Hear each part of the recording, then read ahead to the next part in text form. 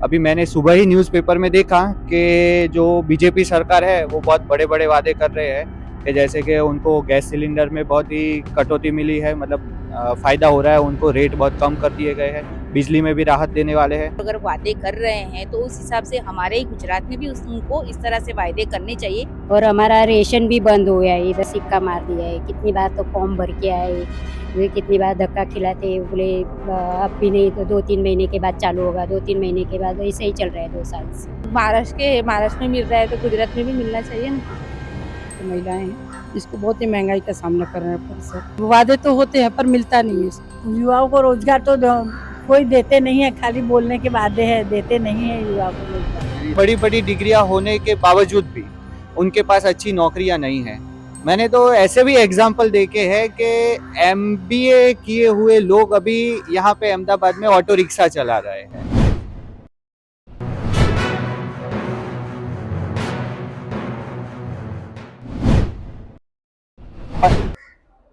ठीक है दोस्तों, नमस्कार। आप देख रहे हैं पंचायत के साथ में राहुल पांडे। इस वक्त हम अहमदाबाद के अमराईवाड़ी विस्तार में हैं, जहां पे जो महाराष्ट्र के लोग यहां पे रहते हैं। जिस तरह से महाराष्ट्र में चुनावी माहौल है, तो गुजरात में रह के ये लोग महाराष्ट्र के चुनाव को किस तरह से देख रहे हैं, तो हम इन्हीं के बीच में आज यहाँ पे जानने का प्रयास करेंगे कि महाराष्ट्र में चुनाव है तो क्या माहौल रहने वाला है और किस तरह से महाराष्ट्र चुनाव को देख रहे हैं।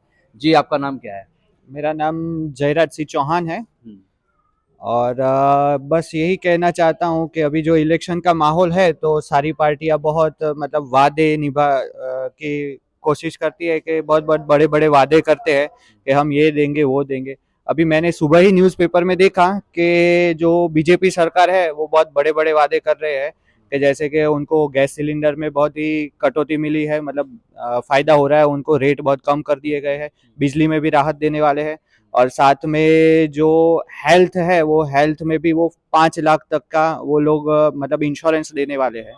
तो बस हम यही कहना चाहते हैं कि अगर महाराष्ट्र में जो बीजेपी सरकार अगर इतना ज़्यादा एफर्ट लगा रही है तो कहीं ना कहीं गुजरात में भी उनको हमारे लिए कुछ करना चाहिए, जिससे हमें भी थोड़ा बहुत फायदा हो सके। तो आप यहाँ पे महाराष्ट्र से बिलोंग करते हैं या यहीं पे प्रॉपर आप? नहीं, मैं यहाँ का ही हूँ प्रॉपर, लेकिन अभी जो इलेक्शन का माहौल है तो न्यूज़ वगैरह देखते हैं, तो उस हिसाब से मैं ये कहना चाहता हूँ कि जो जो फायदे वहाँ पे भी हो रहे हैं तो बीजेपी की सरकार यहाँ पे भी बहुत सालों से है, तो कहीं ना कहीं हमें भी थोड़ा बहुत फायदा होना चाहिए। हालांकि बीजेपी तो यहाँ पे भी 5 लाख का हेल्थ पे दे रही है, लेकिन जो सिलेंडर को लेके बात हो रही है कि 500 रुपये में सिलेंडर है और जो 5 सिलेंडर मुफ्त दिया जाएगा, तो इसे आप किस तरह से देख रहे हैं? वही मैं कहना चाहता हूँ कि अभी महंगाई बहुत ज़्यादा बढ़ गई है और आप देख ही रहे हैं कि कितनी महंगाई हो गई। अभी त्योहार भी हाल ही में गए हैं तो सबको पता ही है कि काफ़ी लोग तो बेचारे त्योहार भी अच्छे से मना नहीं पाए हैं, इतनी ज़्यादा महंगाई हो गई है। और जो मतलब मिडल जो क्लास के लोग हैं उनके लिए ज़्यादा परेशानियां, अब ज़्यादा से ज़्यादा परेशानियां हो रही है, क्योंकि भाव इस हिसाब से बढ़ रहे हैं सारी चीज़ों के कि मतलब हालांकि जो मतलब जो गरीब लोग हैं वो तो कैसे ही चला रहे होंगे ये सारी चीज़ें। तो कहीं ना कहीं सरकार को ऐसे एफर्ट लगाने चाहिए कि ताकि जो मतलब जो गरीब लोग हैं और जो मतलब मध्यम वर्ग के भी जो लोग हैं तो उनको कहीं ना कहीं थोड़ा बहुत फायदा हो सके। जैसे सिलेंडर के भाव यहाँ पे भी अगर वो चाहे तो कम कर सकते हैं, तो करे तो हमें भी थोड़ा बहुत फायदा हो सके उसमें। यहाँ पे जिस तरह से 27 सालों से सरकार है और यहाँ पे और भी, और जैसे जहाँ पे झारखंड में बोला गया है और महाराष्ट्र में बोला गया है कि महिलाओं को 2100 रुपया दिया जाएगा, तो ये नरेंद्र मोदी जी का कहना होता है कि ये मुफ्त की रेवड़ियाँ नहीं हो, लेकिन वो खुद कर रहे हैं, तो आप इसे किस तरह से देख रहे हैं? अब वो तो हम कैसे बता सकते हैं, अब चुनावी माहौल है, अब दे रहे हैं तो कहीं जगह काफी सारी जगह पे ऐसा है कि बीजेपी सरकार अगर फायदा दे रही है तो वो बोल रहे हैं तो वो वचन निभा भी रहे हैं। तो हम ऐसा भी नहीं कह सकते कि हवाई बातें भी कर रहे हैं। तो कहीं ना कहीं अब वो देखना पड़ेगा कि अगर उन्होंने वादा किया है, अगर वो निभाते हैं तो वो बहुत अच्छी बात है कि महिला सशक्तिकरण के लिए वो कुछ ना कुछ एफर्ट लगा रहे हैं, जिससे महिलाओं को और ज्यादा फायदा हो सकता है। आप जिस तरह से कह रहे हैं कि महिलाओं के लिए जैसे सशक्तिकरण की बात हो रही है, लेकिन गुजरात में भी बीते दिनों महिलाओं के साथ जो अत्याचार हो रहा है, इसे आप फिर किस तरह देख रहे हैं? अब महिलाओं के अत्याचार में ऐसा है कि कहीं ना कहीं कुछ ना कुछ मतलब गवर्नमेंट या पुलिस की तरफ से एफर्ट या कम लग रहे हैं, या फिर ऐसा हो रहा है कि लोगों की जो दिमागी हालत है, मैं तो ऐसे ही देखता हूँ कि अगर कहीं पे गुनाह होता है तो कहीं ना कहीं हम काफी बार गवर्नमेंट को कोसते हैं कि गवर्नमेंट को ये करना चाहिए वो करना चाहिए। पर कहीं ना कहीं मैं सभी लोगों से जो देख रहे हैं उनको मैं गुजारिश करता हूँ कि जो लोग ये जो गलत काम करते हैं तो कहीं ना कहीं उन लोगों की मनोवृत्ति उस हिसाब से है कि जिस तरह से वो लोग उस दौर पे जा रहे हैं या उस रास्ते पे जा रहे हैं ताकि गुनाह बढ़ रहे हैं। तो सिर्फ गवर्नमेंट एफर्ट लगाएगी तो उतना काफी नहीं है, तो कहीं ना कहीं लोगों को भी देखना पड़ेगा कि क्या कर रहे हैं क्या नहीं। अच्छा काम करेंगे और रिस्पेक्ट करेंगे महिलाओं की तो कहीं ना कहीं हमारा देश हमारा समाज है वो आगे बढ़ पाएगा। तो हम और भी जो यहाँ पे महिलाएं हैं उनसे बात करने का प्रयास करेंगे। जी, आपका नाम क्या है? अमीषा। गीता जी, जिस तरह से महाराष्ट्र में जो एक मैन्युफैक्चर जारी किया गया है कि 5 सिलेंडर दिए जाएंगे और 500 रुपये के भाव से दिए जाएंगे और महिलाओं को 2100 रुपया दिया जाएगा, आप इसे किस तरह से देख रहे हैं? अगर महाराष्ट्र में अगर अभी चुनावी माहौल है और अगर वादे कर रहे हैं तो उस हिसाब से हमारे ही गुजरात में भी उनको इस तरह से वादे करने चाहिए, क्योंकि गुजरात में भी बहुत सारी गृहिणी है, मध्यम वर्ग है, उनको भी 500 रुपये का बेनिफिट दीजिए और 500 रुपये में बोतल दीजिए और 2100 रुपये हर एक, अगर वहां पे लाडली योजना तैयार की है तो मोदी जी को भी यहाँ पे भी गुजरात में भी वो लाडली योजना लगानी चाहिए ताकि सारी औरतों को बेनिफिट मिल सके।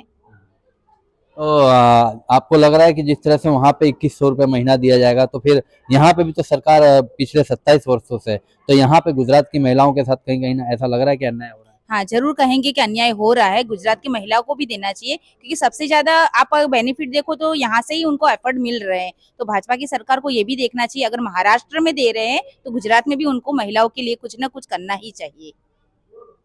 हमारे साथ और भी लोग हैं, उनसे जानने का प्रयास करेंगे। जी, आपका नाम क्या है? आशा गोस्वामी। आप महाराष्ट्र से बिलोंग करती हाँ, हैं? महाराष्ट्र। तो अभी महाराष्ट्र में चुनाव हो रहा है, आप किस तरह से देख रही हैं? बस अभी वही देख रहे हैं, जैसे महाराष्ट्र में महिलाओं को जैसा सपोर्ट किया जा रहा है वैसा गुजरात में भी चलना चाहिए। क्या लग रहा है महाराष्ट्र में किसका बोलबाला है? उद्धव ठाकरे या एकनाथ शिंदे या फडणवीस? वो एकनाथ शिंदे का ही है ना। एकनाथ शिंदे यानी उनका वर्चस्व ज्यादा आपको दिख रहा है? हाँ, और देवेंद्र फडणवीस? वो तो इतना कुछ पता नहीं। अच्छा, महिलाओं को 2100 रुपये दिया जा रहा है वहाँ पे और 5 सिलेंडर दिए जा रहे हैं और 500 रुपये के भाव से दिए जा रहे हैं। तो आप यहाँ पे गुजरात में भी रह रहे हैं तो क्या कहना चाहेंगे? बस वही जैसा उधर माहौल है वैसा ही उधर इधर भी होना चाहिए। हाँ, और वो बर्तन मिल रहे, सब सुविधा मिल रही है, सिलाई मशीन वाले को सिलाई मशीन मिल रही है, यानी कि सब जो मजूरी करते हैं वो। और हमारा रेशन भी बंद हो गया है, इधर रेशन भी नहीं मिलता है, जत्था भी मिलना चाहिए। अभी तो सरकार अनाज दे रही है तो फिर आपको बोल रहे हैं कि आपका बंद कर दिया गया है। कब का बंद कर दिया गया है? क्या कारण है? पता नहीं, वो बोले तुम्हारा सोसाइटी में रहते हो तो तुमको नहीं मिलेगा, सिक्का मार दिया है। कितनी बार तो फॉर्म भर के आए, कितनी बार धक्का खिलाते, बोले अब भी नहीं तो 2-3 महीने के बाद चालू होगा, 2-3 महीने के बाद, ऐसे ही चल रहा है 2 साल से। तो ये आपने फिर जाके वहाँ पे पता किया कि किस कारण से बंद किया है? अगर रह रहे सोसाइटी में तो क्या आपको नहीं मिलेगा? वो तो ऐसा ही बोल रहा है, बोले 2-3 महीने में चालू हो गया। वैसी आज से हम बैठे रहते हैं घर पे, फिर 2 महीने के बाद फिर जाते हैं तपास करने के लिए, फिर कुछ नहीं, ऐसा ही बोलते हैं। महंगाई को लेके आप क्या कहना है? महंगाई कैसी? अब महंगाई आपको लग रही है कि ज्यादा बढ़ रही है? महंगाई तो बढ़ ही रही है ना अभी। कितना तकलीफ हो रहा है घर चलाने में? घर चलाने अभी मजूरी करते हैं तो तकलीफ तो होगी ही ना सब। क्या करते हैं अभी आप? मैं सिलाई काम करती हूँ। सिलाई काम करते हैं? तो कितना सिलाई में मिल जाता है? 6-7 हजार का करती हूँ महीने का। महीने का? महीने का। और बच्चे कितने आपके? 2 बच्चे हैं। 2 बच्चे हैं।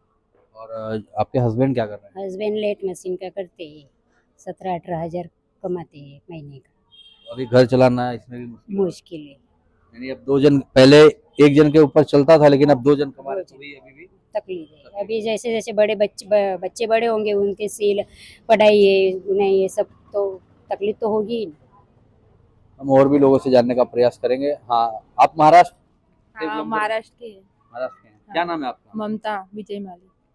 तो महाराष्ट्र में चुनाव हो रहा है, क्या लग रहा है कौन जीतेगा इस बार महाराष्ट्र में? यादव शिंदे ऐसा शिंदे। लगा, हाँ उद्धव ठाकरे वो तो नहीं लगा है। नहीं। अच्छा, जिस तरह से वहाँ पे जो एक प्रलोभन वाली जो रेवड़ी वाली जो एक राजनीतिक शुरू हुई है, एक महायुति दे रही है और आगाड़ी जो दे रही है, एक तरह से कहना है कि 5 सिलेंडर दिए जाएंगे और 500 रुपए में दिए जाएंगे, तो आप इसे किस तरह देख रही हैं? यहाँ पे भी मिलना चाहिए ना, गुजरात में भी हम लोग महाराष्ट्र में मिल रहा है तो गुजरात में भी मिलना चाहिए ना। फिर लाडली बहन का योजना का उसका भी नहीं मिल रहा है इधर गुजरात में है तो भी, बस वही कहना चाहते हैं। वहाँ पे 2100 रुपए दे रहे हैं लेकिन यहाँ पे नहीं मिल रहा है, यहाँ पे भी बीजेपी की सरकार है तो आपको भी यहाँ पे भी मिलना चाहिए ना। मिलना चाहिए। हाँ।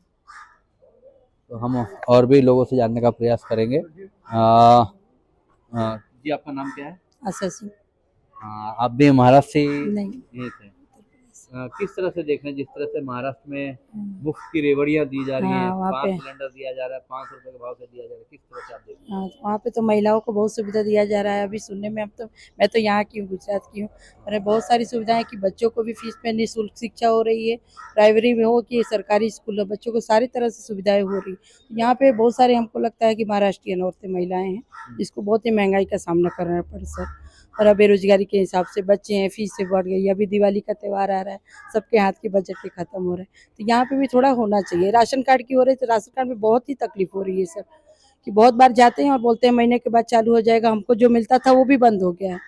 तो ऐसी सरकार से थोड़ा निवेदन है हम लोगों की, थोड़ा महिलाओं के ऊपर, महिलाएं तो हर जगह जा नहीं सकती, सबके पास तो सगवड़ है नहीं सर, तो इसके लिए महिलाओं के लिए तो बहुत ही सब सोचना चाहिए सरकार को, चाहे महाराष्ट्र हो, गुजरात हो, कि कहीं भी सरकार को इसके बारे में महिलाओं को, क्योंकि महिलाओं को हर तरह से उनको सशक्तिकरण तो मिलना चाहिए।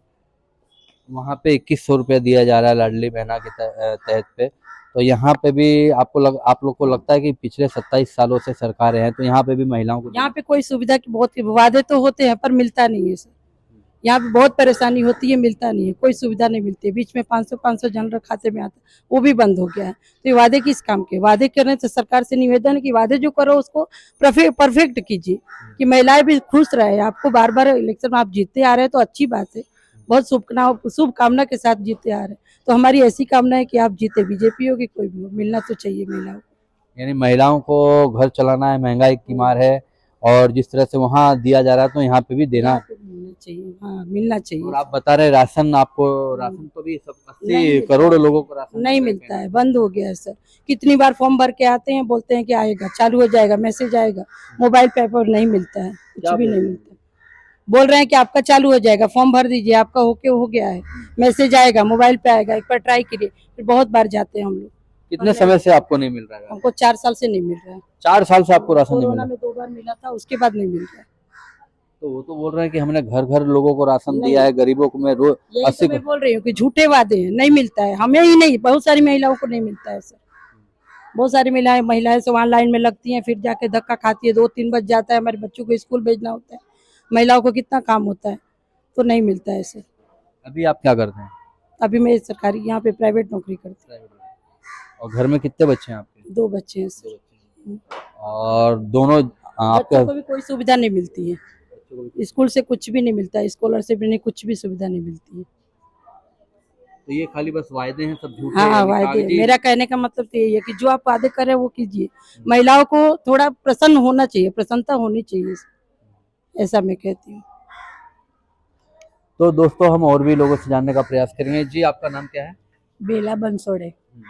आप कहाँ यहीं से हैं कि महाराष्ट्र से? मैं रहती हूँ यहीं से हूँ, पर मेरा गांव महाराष्ट्र में है। महाराष्ट्र में। अभी महाराष्ट्र में जिस तरह से चुनाव हो रहे हैं और जो मुफ्त की रेवड़ियां अलग अलग पार्टियों के द्वारा जो दी जा रही है, आप किस तरह देखते हैं? देखो, वहाँ भी बहुत ऐसे देखने जाओ तो सस्ता ही है, लेकिन यहाँ पर जो हम लोग आकर बस गए हैं तो हमको भी यही सुविधा मिलनी चाहिए ना, वो नहीं मिल पाती है, जिससे हमको भी दिक्कत होती है। नहीं तो इतनी उम्र में हमको भी यहाँ पर काम करने का शौक नहीं होता कि हमें नौकरी करके खाना है, तो हमको करनी पड़ती है। तो जो सुविधा वहाँ पर दी जाती है सरकार से, तो वो सुविधा यहाँ पर भी देनी चाहिए। जिस तरह से अभी वहाँ पे बिजली में कटौती की जाएगी, 30% की कुछ छूट दी जाएगी, तो यहाँ पे जिस तरह से बिजली का भाव है, क्या कहना चाहेंगे? तो यहाँ पर तो ज्यादा भाव है, पहले सरकार दे रही थी, मोदी सरकार दे ही रहे थे, अभी वो सब देना बंद कर दिया है, वो अब दे नहीं रहे हैं,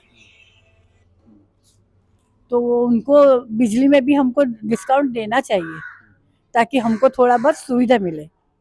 वहाँ पे जिस तरह से 2100 रुपया बोला गया है कि महिलाओं को दिया जाएगा अगर हमारी सरकार आती है, तो फिर आप लोग क्या कहना चाहेंगे?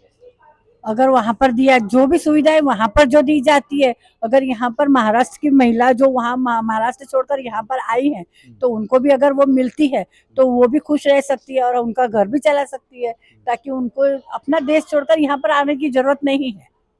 युवाओं को भी रोजगार देने की बात की जा रही है।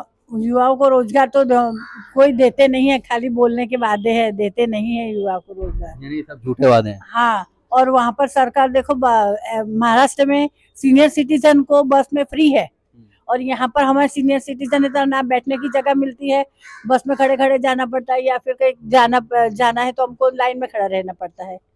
महाराष्ट्र में ये सुविधा नहीं है। महाराष्ट्र में सीनियर सिटीजन को अच्छी सुविधाएं दी जाती है।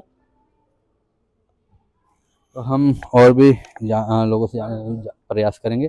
जिस तरह से अभी युवाओं को वहाँ पे बोला गया है कि रोजगार हम देंगे, तो यहाँ पे भी गुजरात में रोजगार तो ऐसा है कि अब पूरे देश में कोई भी गवर्नमेंट हो, कोई भी चाहे कोई भी हो, लेकिन वादे तो सभी जगह पे बहुत बड़े बड़े किए जाते हैं। लेकिन एक सत्य ये है आज भारत का कि काफी सारे ऐसे युवा है जो काफी बड़ी बड़ी डिग्रियां होने के बावजूद भी उनके पास अच्छी नौकरियां नहीं है।